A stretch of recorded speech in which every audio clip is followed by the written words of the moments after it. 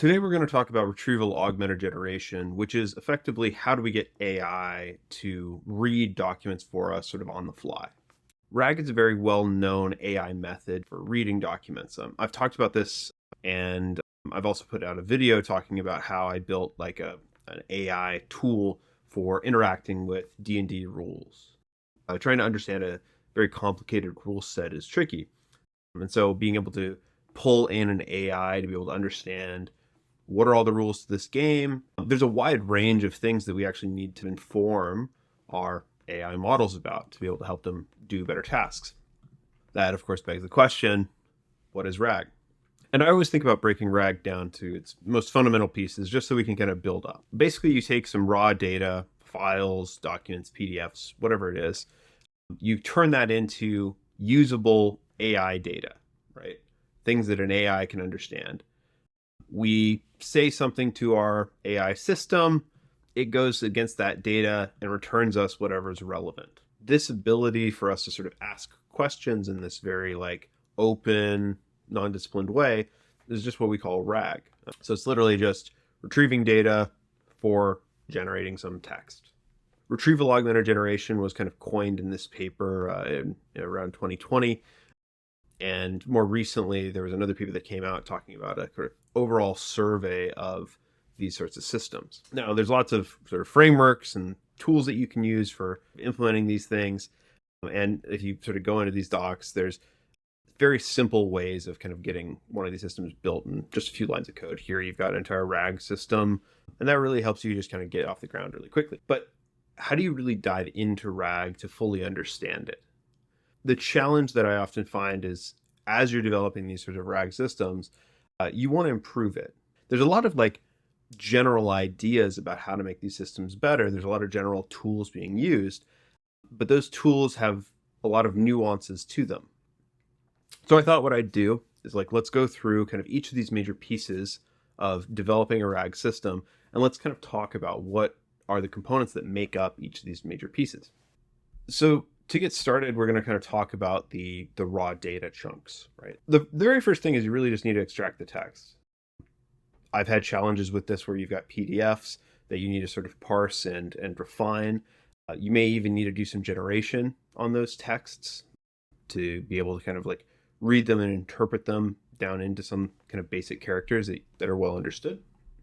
And some of this may even be like kind of cleaning up data. Some of that might be manual.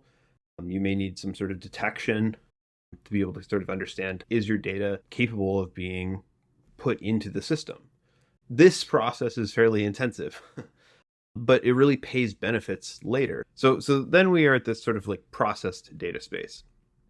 The kind of next piece is to like chunk that data up into parts, right? These are the kind of major pieces that I think about at this stage. One is sort of like making those chunks a reasonable size for your data set. And the other is sort of attaching metadata that you may use for filtering these chunks manually or using other filtering methods. So say again, we're going through this sort of game example, right? I may have a list of rules that relate to swimming. All of those swimming rules, I want to attach some metadata that says this is related to the swimming part of the text. So if you were to read a sentence out of context, it would have that metadata there as a contextual reference of like, oh, okay, this relates to swimming. You can use the metadata, like while like we can totally use the just raw documents as is, metadata can still be used in generation. This is the kind of data load process. You're kind of loading up these raw chunks of data, extracting them, cleaning them, turning them into process data, and then kind of breaking them down into smaller pieces. Because the other thing is, at the end of the day, when you give this to an LLM, we have this challenge, and I've talked about it before, but it's this challenge where we don't have enough room for things to go into the context. I'm just going to go back to an old example before. Why we really need to kind of chunk at the end of the day is because we don't have the space available for us to keep everything that we want in the context window that these LLMs have. They have a finite amount of context that they can have for generating anything. And so if you put all of the related information in at once, we won't have enough space. So we chunk it up into pieces, we ask a question, and we pull the relevant chunks for us to be able to use in this context window space. We want to produce this answer, and we have to fit the question, the chunks, and the answer into this context window. So that gets us these chunks, right? The chunks of context that we've got. So we've taken the data, we parsed it, pulled it into chunks. Now what we need to do is we actually need to sort of reduce the noise that may exist in these chunks, right? We may need to remove characters that might be confusing to an LLM. New lines, special characters can often make these chunks hard to find. So we're going to kind of take these chunks and break them down into sort of process chunks by reducing noise and preparing them in a way that we're going to use them for our system. And then there's a number of kind of different things that we do to actually add these chunks to the database. First one is really like we think about like the embedding model. A lot of times you use OpenAI, but the general idea is we're going to take these chunks and we're going to turn them into a representation of those chunks as data that can be mapped. So we can find a sort of distance between any two chunks of data. So when we do a query or a question, we can find the most similar data to that question by embedding the question. It's sort of like creating a mapping that you could sort of understand spatially where something is. These embedding models can also be fine-tuned, of course. So this is similar to kind of like training your ear or training the understanding that you have of what this data looks like. Especially if you're using a domain that's highly specialized or highly specific, it may make sense for you to actually fine-tune this sort of embedding space the way the kind of general language that a lot of these embedding methods have been trained with may not actually incorporate very key pieces of your domain knowledge in their model. So that may be something that you need to look into.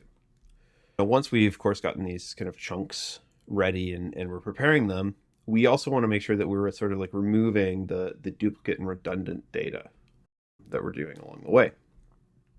One challenge that you'll often have with an LLM is if you give it generation data and you give it multiple examples that are the same, you may bias it toward that single idea or that single result.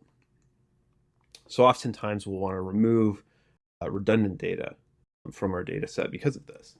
If you need actual like good sourcing of like where things were said and you're okay with there being the same data in multiple places, it's actually maybe makes sense to keep the redundant data. If you need that clean source of record or clean understanding of where things are, it may make sense. And then finally, you've really got to pick out like what type of vector store you're using, how you're requesting it. There's a number of vector stores. If you want to find out more information about sort of vector databases, you can go to the data query, which is written by Prashanth, who is a prominent AI engineer and friend of ours, who has a number of different like articles about specifically like vector databases. And he takes a lot of different ideas about what vector databases there are that exist and helps kind of explain like how they work, what's important about them. So if you're thinking about vector databases, this is a good resource to use. So then all of these chunks are now added to your sort of database. And now you can kind of see these kind of two steps and sort of where they have some related overlap. You can see like the red color coding really is talking about the vector index and how the vectors work. Right fitting of these chunks is really relevant to how you're doing the embedding, how you're doing the vector store, how you're thinking about accessing these and indexing them. There's a lot of different ways to create indexes too. That's like whole nother thinking here. You can have multiple different types of indexes for different types of search. If you're doing something where you have very specific facts or very small details that you want to pull out, it may make sense to like have your chunks be single sentences or sentences with a little bit of context around them. So you may break down to that level. In other contexts, you may actually want to keep entire paragraphs or multiple paragraphs if there's a kind of general idea or a general sense that you have in a document that you want to portray. It's more abstract. So really like that's one way to think about the indexing. You may also even think about summarizing. So you may actually throw an LLM into the mix in here, do some summarization before even storing something in the index. This piece in itself is just how we get the data into the store to sort of think about what's available. But this is almost backwards. You almost want to start thinking about, okay, how am I, like, you want to start with like what use case you have. What are you trying to do? How would you like to receive that data? And then maybe work back here toward like, what's the right size for that data to be for me to like request it? And then the final kind of chunk of this is really the retrieval of the data from the data store. So you can take that sort of initial query that you have, that initial question that the user has requested, and there's a number of like different things that you can do. There's a number of ways to sort of like compress that query down to more simple words, simple language, well understood language that the LLM can use. So there's ways to sort of like compress it so that it uses fewer tokens. You may also want to take an approach where you take the user's query and convert it to an expected document that may exist within the system. The nice thing about sort of doing this, so like say I was looking for a board game rule. Say I'm playing like Monopoly and I'm wondering how many, like what's the max number of spaces I can move. You may actually use an LLM's memory to come up with an answer for that, and then use that answer to actually search in the vector store for something similar to that answer. And it's likely that you may find a rule that's similar to that answer by questioning the vector store that way, rather than looking at it from the query's perspective, which may not be the most similar to the answer that you're looking for. So there's some sort of like tricks that may produce better results depending on, again, how you've stored your data, what kind of data you've stored, and what kind of questions users might ask. Additionally to this, like there's this kind of wealth of thinking around like, okay, how do we think about like memory? How do we think about like the chat history and using that as sort of a reference? The user asking a question may have context that's outside of just that question. And we need to provide that when we're making these queries. There's also the idea of sort of an extra generation module, which is actually just, rather than relying on the vector data store, look at generating that, again, expected answer, and then just kind of checking if it's good enough, if it's confident enough in that answer. You may just use it. Because if we're coming up with this answer sort of anyway, and it's fairly confident in the result, it may be fine. So after we sort of think about these things that we could do with the query to make it potentially better, we then start looking at, okay, this processed query. Now, how do we use that query to initiate a search to get documents from our database, or our vector database? There's sort of like a vector search. There's like hybrid search, or something called like traditional search. That's another option here.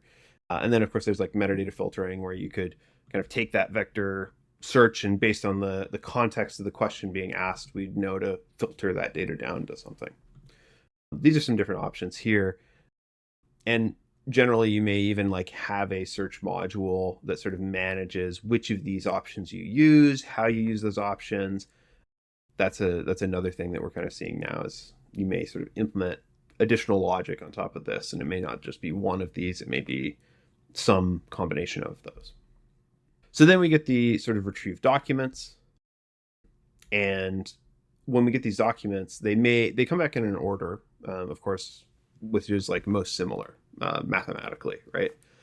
But there are some challenges with that. Again, we talked earlier about this sort of like duplication, redundancy in the data. We may actually want to sort of like re-rank things to be more varied. So if there are sort of two answers that are too similar together, we may re-rank out some of the answers that are too similar. We may also, because we know the middle of the context window for LLMs when we do generation tends to lose data, we may actually put the most relevant documents at the ends of the context window. So that's another pattern that people are using. Once we kind of have these documents, we may also want to run validation, right? We don't necessarily want to pass every document we returned back to the generation module. We may want to also validate, okay, are these actually relevant to the question that was asked, and recheck that relevancy. It's also possible that we may be making a very similar query to one that has previously been done before. So if something that you may implement kind of here when you write it, or Kind of like earlier, of course, before you retrieve the documents from the search module, you may implement sort of a query-based cache where we kind of look at similar questions and we return the documents that were returned for those questions prior. And finally, of course, we get back the returned documents. So this is somewhat complicated, but a very sort of like full view in my mind of sort of like the general space when it comes to RAG. It's somewhat complicated. There's a lot of kind of moving parts, and these are not best practices yet. This is still just sort of an evolving idea of really what's possible as LLMs change, as there are new components being added or removed to this entire space could change dramatically. The other thing that I think taking this view shows is really how many places there are to do optimizations and to change things specifically to your use case. So if we were kind of thinking about asking questions and those questions were asked in a very kind of structured way, we may not even want to think about compression or think about running additional processing of our query. We may be okay with a query that comes in the way that we know it's supposed to come in. And that may actually allow us to do some sort of caching as well. And that's just one example. I think you can kind of take any use case that you have for RAG, run it through these sort of paths, and start to take out kind of different ideas about, okay, what is the right approach for the kind of data that we have? How could we optimize the indexing? How could we optimize what we're trying to do? I think if you're like just staring at this code, trying to figure out how to improve this, you're going to get lost. It's very simple code, but it's just not detailed enough. You don't know what the options are. And I think the best thing to do is kind of really pull back, look at it from a wider perspective about what's really possible. And then you can kind of dive back into like the specifics and like the details of really what's possible here. If you found this interesting, if you want to learn more, if you want to read more about RAG, we're kind of constantly thinking about this over on our blog and our podcast on Stable Discussion. I'll leave a link in the show notes if you want to check it out. But we're going to be posting a lot of different kind of ideas and things there. So stay tuned and keep an eye out. Thanks so much for checking this out. Love it if you subscribe and like, and I'll see you next time.